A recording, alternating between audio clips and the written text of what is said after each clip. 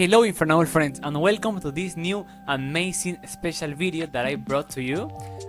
In this video I am recording this being April 8th, so we have no idea when we're gonna get the ban list.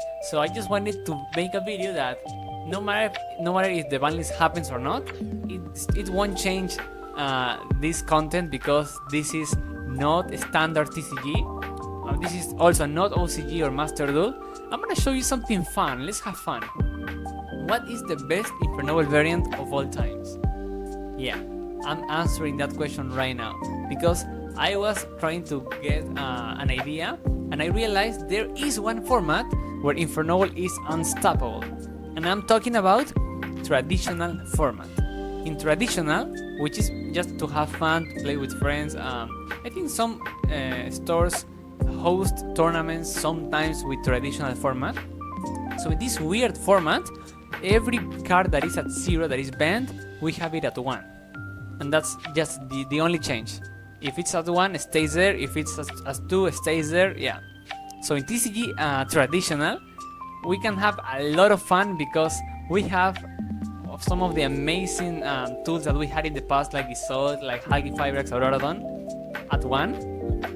Even Lingros, and of course you can have fun with all the bank cards that we had since GOAT format pretty much.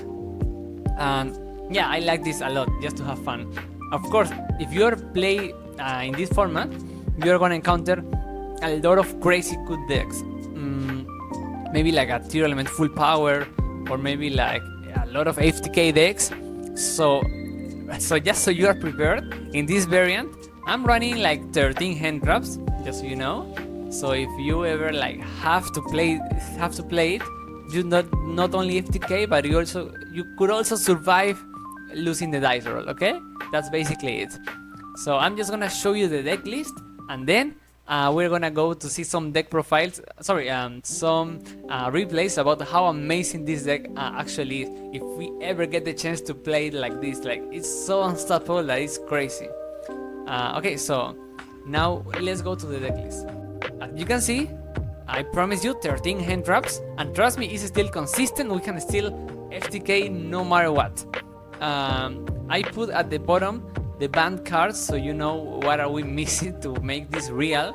So if we ever get these cards unbound because power creep or whatnot, especially the extra deck ones, you know, we could achieve something like this, like for real. And I know that's gonna be something that we could be a good contender against that future meta that is so powerful so quickly that Konami says, okay, let's unbound these extra monsters because power crept. So what's the idea behind this weird build that is not actually legal? The idea is 3 axes. Basically, when you make Angelica first, you can then go into Isolde and Halki, or Halki, and then when you make Isolde, you can go like into Angelica or Halki, and if you go Halki, from Halki you can still make the Angelica. So it's really fun how you can connect the dots and freestyle in a whole new level, which is insane and unstoppable. And yeah, I enjoy too much doing solo mode test hunts with this type of build, because it just plays through everything, man. So what do you see in the screen? The basic Infernoble core, the 15 cards. Well, it should be 16. The one thing that is weird from standard is only 2 museums, and the reason is there is just no space for the third one. I wanted 13 hand traps, and I don't think it matters too much. You could even get away with 1 museum, because you have a lot of place to do. Like even if you don't have a museum live, you can still make an unbreakable board because of Huggy Fibrax, because of Lingros. So yeah, it's fine, just 2 museums. Just so if you hard open one, you can still get the second one. I think it's completely fine. And then the basic smallest sinful engine, which is just 3-1 on 1-1. This is so crazy, because you could get IMPERM nib like on when you have your Gearfried and your Auroradon, and then still have a plan B to go into Angelica. I mean, like a plan C. Yeah. The 4 bricks of the deck, like the good old Gemba, Jet, Lion, and Phoenix Blade, those are just needed. You don't need to play 2 alliance because you just freestyle, so it doesn't matter whatever brick you draw, you use it. That's also something controversial is why no connector. Man, if you have ISOLDE, connector is super crazy. I agree. I just decided that there is just no space because I want 13 hand drops so I can win if I lose the dice roll. And if I have to normal summon a brick, that's fine. Because yeah, you can normal summon the jet and make Hulky, or you know, like freestyle better that way. So I don't miss connector here because you are making like not only like Gearfried to protect everything, you could also make Gearfried Herald and then make your main combo lines. Like you could be protected from double hand drop at all times. It's fairly common. So I just think that's super amazing, so I don't miss connector. Yeah, I just want to normal summon the bricks. If you just have it happen to open them, you could also pitch them of the Graceful Charity or the, you know, the Witch, or the one into Witch. Then what else? These 4 banned cards, I just think they're just mandatory. Of course, you play the 1 maxi. And then these 2 are just insane, and Smoke Grenade, of course, that's the whole point of Infernoble, full power. Then in the extra deck, the idea of this double herald is that the main combo line, or even when you freestyle this type of variant, I am choosing to make an early herald to protect everything, but then there is a really big conflict that you cannot actually Angelica mill well under herald because the mill is gonna get banished, so Angelica doesn't swap into Roland.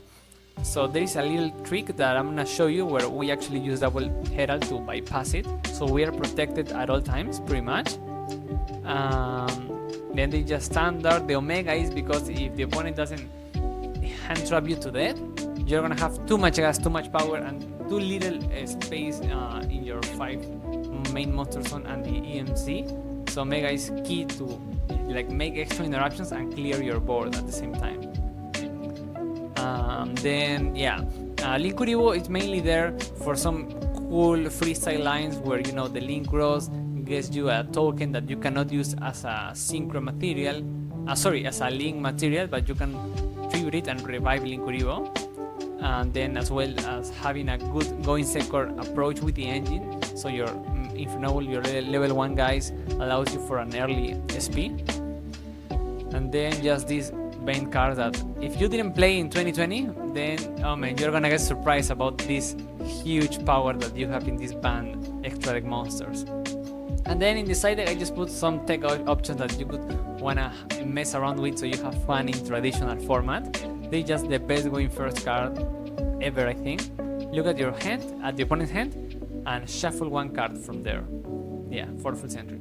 Konami decided that was too powerful, so they created a fair version. Now you pay 1,000 and you don't shuffle it, you discard. Of course, it's still as broken as the previous one. Then Delinquent Duo, again you pay, and now you discard at random, and then they choose a second one to discard. So this could be risky because in traditional, a lot of people agree that Tier Element is like the best deck. So if you actually play this format and you face Tier Element, you could resolve the Liquid Duo and they could discard, you know, the Millers, and that could be horrible. So keep an eye on the Liquid Duo. Then Painful Choice, going first is super amazing. You could just reveal the 5 sinful cards. You could just reveal Infernoble, like Turbine, that could revive it, hits the graveyard. Or you could reveal, like, I don't know, like pretty much anything that you need because, oh, Gearfried, yeah, they mill it, they don't get it to hand. But then you also wanted to mill this guy, so later in the combo you get him back. So yeah, that's just too much free advantage. Gofu, well, basically because he's 1 card Hulky Fiber, that's the whole point. That it doesn't have too much scenery. Well, yeah, doesn't have too much. Last wheel, I think it's just insane. Like you could just special summon Ogre for free, but it's not a starter. You need to actually put a party that is not that is like it could be like a level 1, so you link off into Linkuribo. But I just, yeah, it is there. If you want to play it, you should sure do it. Soul Charge is also amazing. I was really close to put it in the main deck just because going second it could also help doing extra pushes, but the losing battle phase is too much painful, so it's only good going first, so I don't want to main it just because of that reason. You could get like IMPERM Nip on your full board, get fully board wipe, and then soul charge the both monsters again. That's insane. Premature Burial, yeah, ban card that we can mill of ISOLDE, why not? And then this 4-card package, if you wanna get creative or get crazy, because you could just main 1 copy of Mystic Mine, but have 3 copies thanks to set rotation and terraforming. And just so you don't clog on field spell, you could add like a chicken game. So these cards, if they are not useful as a museum because you don't have that many targets to add of museum, just add an upstart, why not? And then these 3 dudes that could be extra deck, could be in the extra deck if you want it, like if you wanna cut the Omega Dragster, because the same way that we clear the Herald so Angelica is there, we actually use Herald to make the bar on the floor, but you could use it to make a Dragster if you want.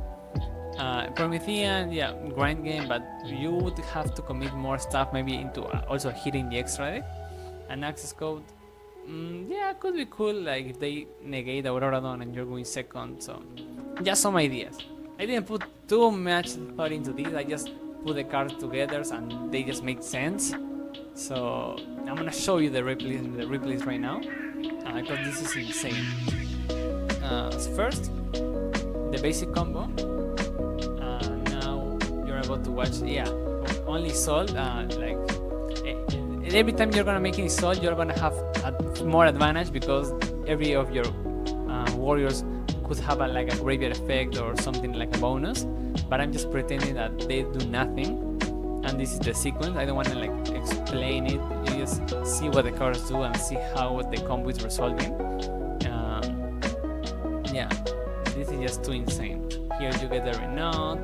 Now the Renault can get you smoke grenades or on the floor pop it, so you actually resolve the smoke twice.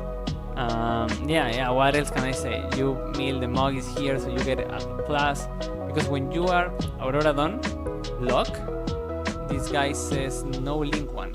So if you don't have a link 1, then Museum second effect is not as powerful. So you may as well just mill a draw and then use your Museum effect there. Yeah. And then you make the Herald, so whatever you rip off their hand could be banished instead of the graveyard. And then you resolve another smoke. And what's the end board? 2 rips, so they are playing with 4 cards, and you have a pop, a negate, a pseudo macrocosmos, a draw. This was of only ISOLDE, so you probably have more resources. A follow-up, 2 peanuts follow-up, yeah, just insane. Now I'm gonna show you what happens if they, like if you actually play 5 card hands, and in this case I am only comboing with 3 because I open IMPERM Ash. You could get creative in a lot of ways. So right now you're about to see how I actually get the link 1. Even though Aurora Dawn says no link 1, I say there is a way. Yeah, I'm just going back so you see that we can put the Guild Free to protect the place. And then here is where usually you would make Herald of the Arclight, Hulky Firebrax. But man, getting creative with this variant, with this build is amazing. You could just make Witch, make early Charles, use Phoenix Blade to upgrade him, and now you still have your other plays into Aurora Dawn, but now you got the link 1 before getting lock without links, yeah. And then you just keep spamming monsters. And it's so insane how everything can fit perfectly if you like take the right choices, if you use correctly your decision tree, you know. So yeah, in this case you could mill Magis, get a draw here. Yeah, the Turpin there doesn't even matter. Like this being a level 4, it does nothing. I'm just using it as a blank cost. I could also call the Museum or the Amaze, yeah, it doesn't matter. But as you see, everything fits together too perfectly. Yeah, the Omega, so you have more hand rips. I'm just debating whether Almaze should be in hand or should I use it. Doesn't matter. They're just too much power, man. If they don't hand trap you to death. This is like 7 interruptions, and you hand rip them twice, so 7 interruptions and a ton of follow-up against 4 cards. Like, and the hand rip was with the smoke grenade, so you could rip away the Dark Ruler, the Sphere Mode, whatever. Now I'm gonna show you, okay, what if they have hand traps? Okay, what if they have IMPERM Nib, which is horrible against any Infernoble variant. But here, like I told you before, you just get gear freed, just set up early gear freed, and then if they try to negate the soul, you gear freed protect. If they don't do anything, now you threaten to make the Herald of the Arclight, so they gotta stop you right there. And then thanks to which you can like still apply a lot of pressures. Instead of making Angelica, you make Hulky Firebrax because he's just much powerful. If you read Cardero, you will get Warrior Locks, and that you won't have this amazing link climb into Hulky and Auroradon. And now yeah, you trigger the Angelica, you mill. Look at how, yeah, this is a lot of advantage. You make the Omega there, you recover the Turpin. Now, yeah, you summon it from the hand. Yeah, you make this plays. Yeah, please put in pause or slow motion if you wanna like actually understand what's going on in this freestyle combos. But it's just amazing. Like the main point is you are having this many interruptions after getting IMPERM Nib. Yeah, it's just too much interruptions and follow up at the same time. Yeah, I'm just showcasing like whatever and like all the interruptions that I could have used. And now for the last combo, we have with Graceful Charity. I'm sure everybody wants to resolve Graceful, but I'm pretending what if we get DROLL, because without connector you could lose to DROLL. No, even without a Graceful Charity that we wish to use, but I'm gonna pretend I got DROLL. Look at this, man. You are still doing too much with this type of deck. Yeah, you summon the Oliver, try to go into the Link Cross. Now we are going for the Hulky Firebrax play, saving the Witch just in case. And now I'm gonna... Oh yeah, also, in this replay I just went too fast. I pretended that ISOLDE Mill 2 got IMPERM, so we didn't actually get the Gemba that allows an early Herald. So we just got DROLL, IMPERM, and now we will get Nib, which yeah, is too painful. But just with one more extender, you still have a line, you still have the Angelica, which is just too crazy. Oh, I'm not using the yet, I just went back in that play. And now you just make the Angelica into the... You cannot make the Link one, but you can make the Synchro.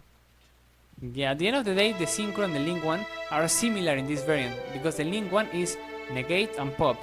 The Synchro is hand rip and pop. And you could hand rip the spell that you wanted to negate, if you know what I mean.